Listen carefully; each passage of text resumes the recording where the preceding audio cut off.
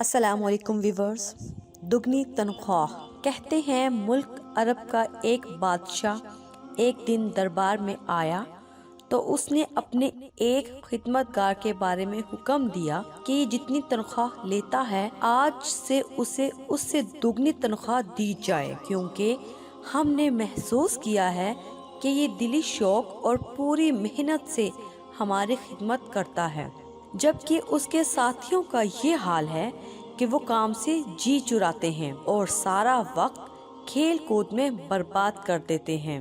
اس وقت بادشاہ کے دربار میں ایک دانا شخص بھی موجود تھا جو ہر بات کی اصلیت اچھی طرح سمجھتا تھا۔ اس نے بادشاہ کی زبان سے یہ بات سنی تو اس پر بے خودی طاری ہو گئی۔ اس نے ایک نعرہ بلند کیا۔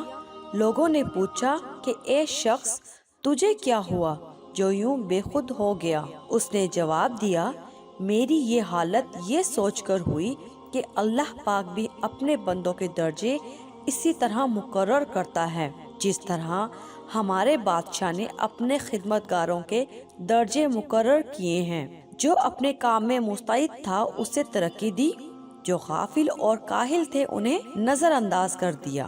بس یوں ہی جو خدا کے اطاعت گزار میں انعام پائیں گے، جو غافل ہیں محروم رہیں گے۔ خدمت مخلوق پر ہے سروری کا انحصار، مرد دانا بن یہ طرز زندگی کر اختیار۔ یوں ہی جو دنیا میں ہے روشن جبیں روشن دماغ، ان کے ہاتھوں پر ہے خالق کے لیے سجدوں کے دل۔ اس حکایت میں حضرت سعدی نے خدمت خلق کی اہمیت واضح کر کے اطاعت خالق کی طرف توجہ دلائی ہے اور مطلل انداز میں یہ بات بتائی ہے کہ جو لوگ دنیاوی زندگی میں اپنے مالک اور خالق خدا کو راضی کرنے کے لیے مشقت اٹھائیں گے، بادشاہ کے فرض شناس نوکر کی طرح ضرور انعامات سے نوازے جائیں گے۔